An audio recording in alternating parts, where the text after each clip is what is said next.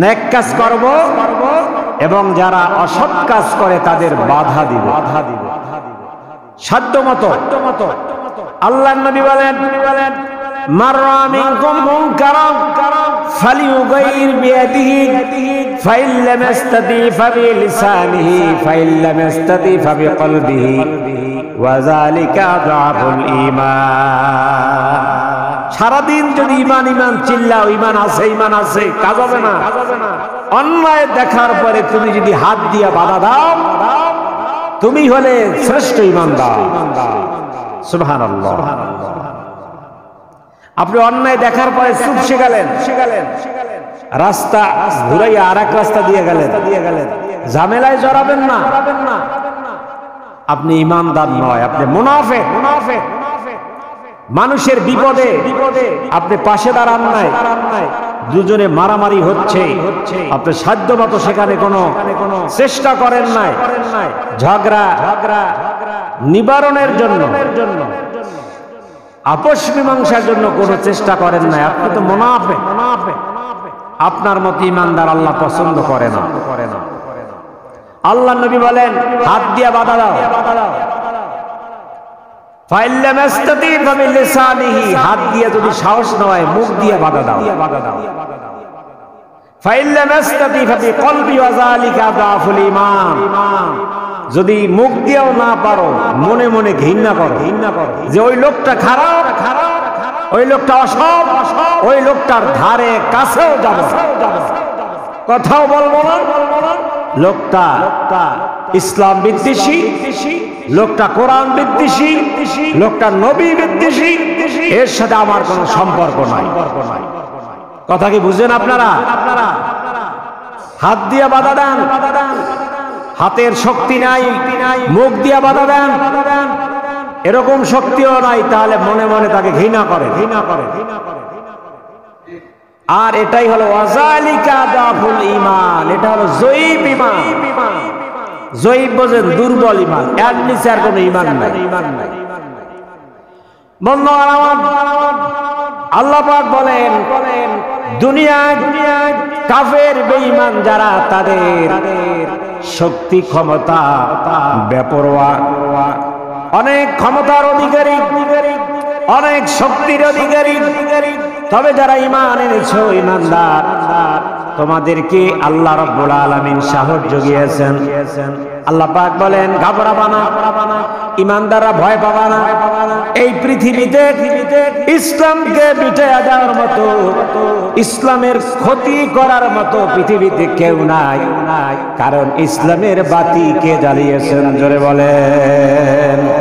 আল্লাহ পাক বলেন লা তাহসাবান্নাল্লাযীনা কাফারু মুজিজিনা ফিল আরদ, তোমরা এমনটা মনে করো না কাফেররা ইসলামের বাতিকে ফু দিয়ে নিভিয়ে দিবে, তোমরা এমনটা মনে করো না। বরঞ্চ কাফেররা যদি ইসলামের বাতিতে ফু দেয় নিবানোর জন্য, আমি আল্লাহ রাব্বুল আলামিন ওই বাতিকে আরো বেশি করে জ্বালিয়ে দেব। পৃথিবীতে দিন দিন মুসলমানের সংখ্যা বাড়ছে, আর কাফের মুশরিক ইহুদিরা চাচ্ছে মুসলমানের সংখ্যা যেন কমে।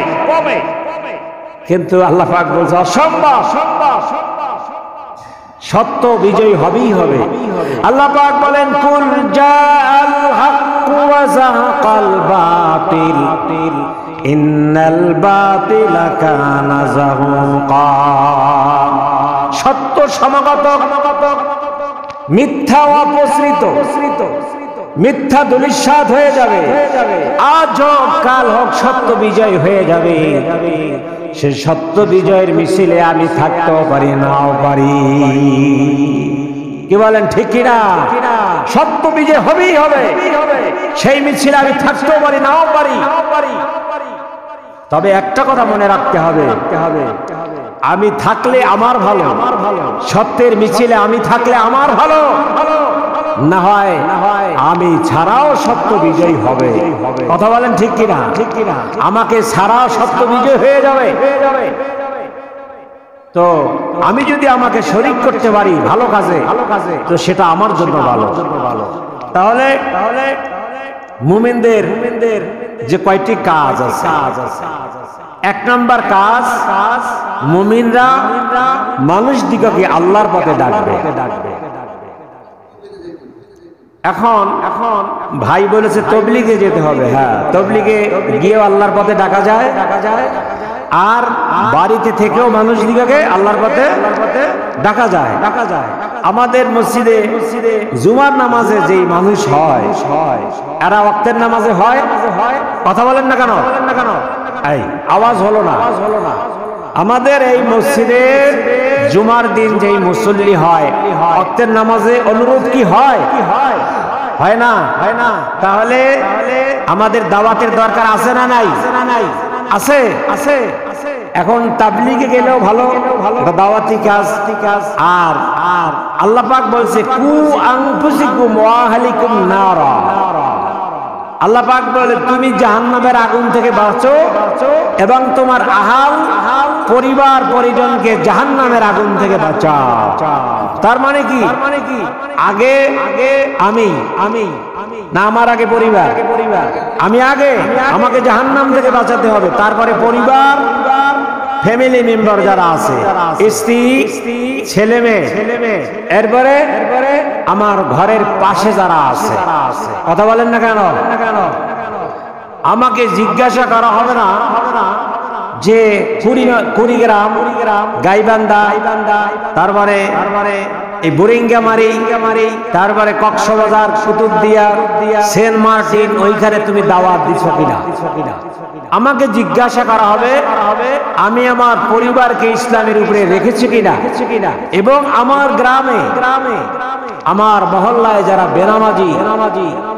কথা কি বুঝেন আপনারা?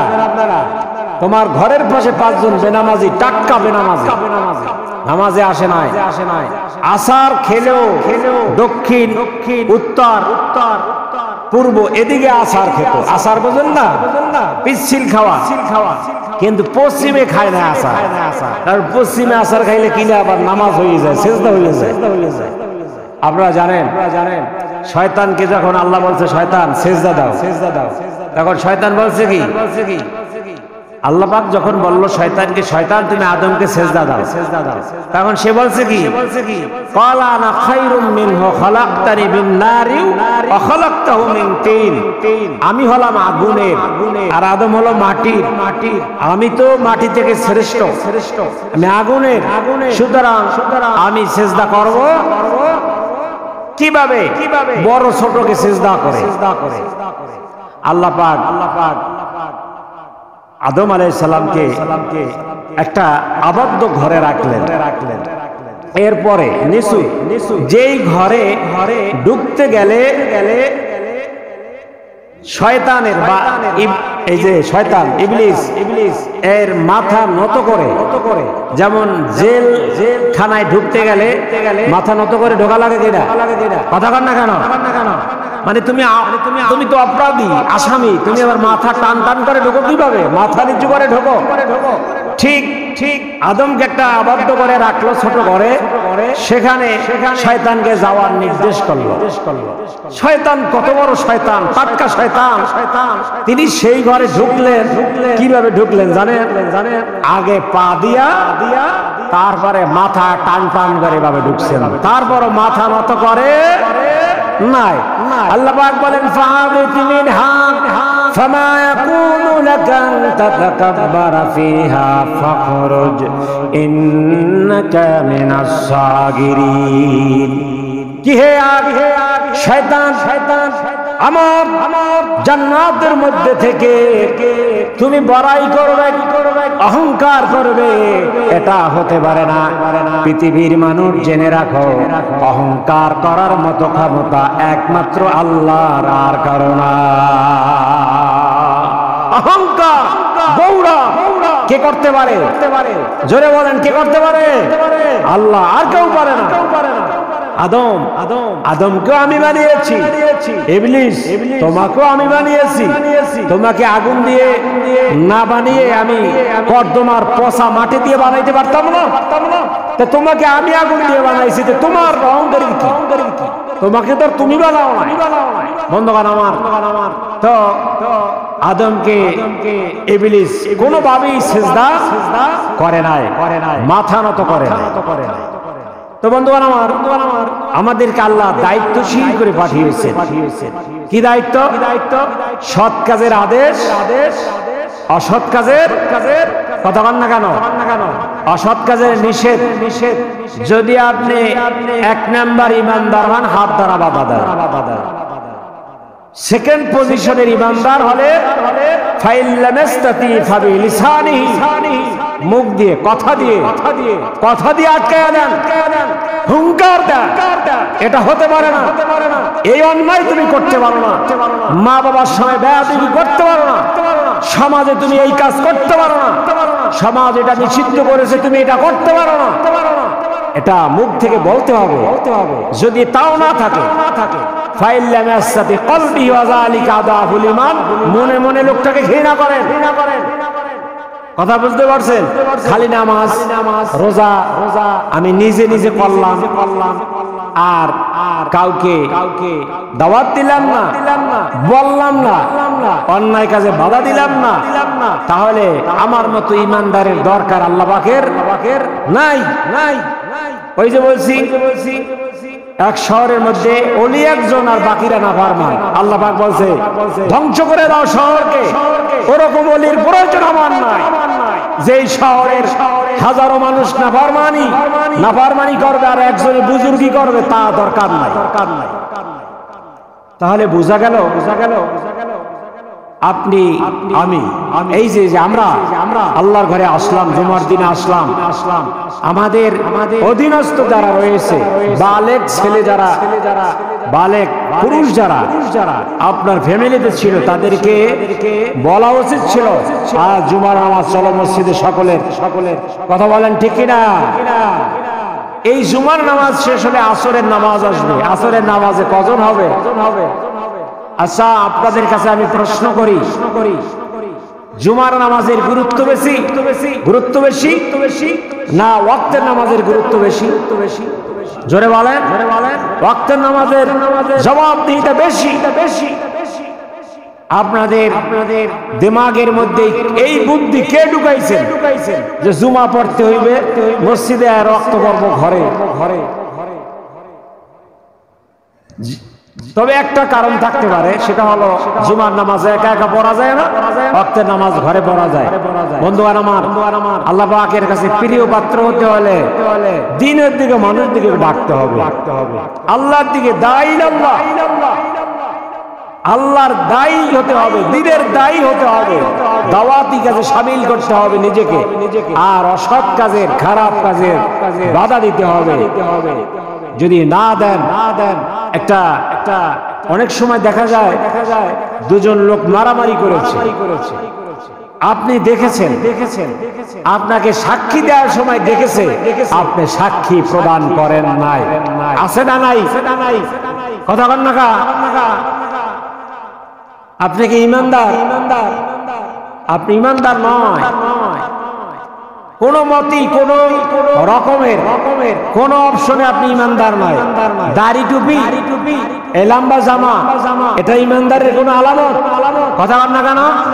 ইমানদারের আলামত না এগুলো হলো পরহেজগারির আলামত। মানে আপনি ঈমান এনেছেন, ওই যে আল্লাহর ওলিরা, বুজুর্গরা, নবীরা এগুলা রাখছেন, তারা সব কমপ্লিট করার পর এগুলো করছেন। কথা কোন ঠিক কিনা?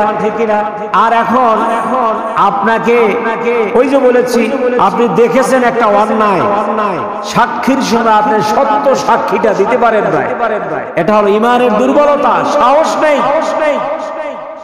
বন্ধুগণ আমার, সৎ সাহস রাখতে হবে, সত্যের পক্ষে আপনার সাক্ষী দিতে হবে, আর তখনই আপনি প্রকৃত ইমানদার এবং আল্লাহ পাকের দরবারে আপনি গুরুত্বপূর্ণ একজন বান্দা হিসেবে আপনি বিবেচিত হবে।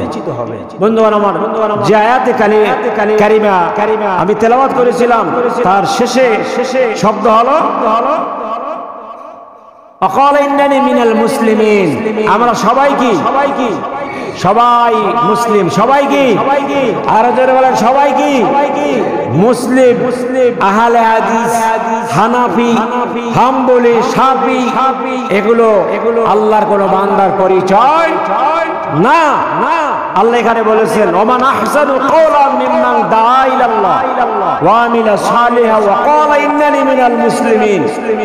যারা আল্লাহর পথে মানুষদিকে ডাকে এবং নিজে সৎ কাজ করে, ভালো কাজ করে, আর সে বলে আমি একজন মুসলিম, আল্লাহ পাক বলে জমিনের থেকে উত্তম মানুষ আর কেউ নয়। সুবহানাল্লাহ।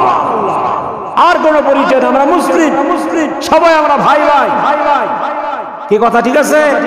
আমাদের ভিতরে দ্বিধাদ্বন্দ্ব নাই, দ্বন্দ্ব সৃষ্টি করবেন না, ফেতনা সৃষ্টি করবেন না। আপনার একটা জিনিস আপত্তি লাগে, এই কথা আপনার ভিতরে রাখেন। যদি এলেম কালাম না থাকে কারো কাছে এটা শেয়ার করবেন না। যদি জানতে মনে চায় বিজ্ঞ একজন আলেমের কাছে জানবে, তবে সমাজে ফেতনা সৃষ্টি করবেন না। কোনো বিষয় নিয়ে সমাজে ফেতনা করবেন না, রাষ্ট্রে না, মহল্লায় না। ফেতনাবাজকে আল্লাহ পছন্দ করেন। আল্লাহ আমাদের আল্লাহর পথে মানুষ দিকে ডাকার তৌফিক দান করুন। জোরে বলুন আমিন। সৎ কাজের আদেশ, অসৎ কাজের নিষেধ করার মতো তৌফিক, হিম্মত আল্লাহ আমাদের দান করুন। জোরে বলুন আমিন। ওয়া আখিরু দাওয়ানা আলহামদুলিল্লাহি রাব্বিল আলামিন। 4 রাকাত সুন্নাত নামাজ পড়েন।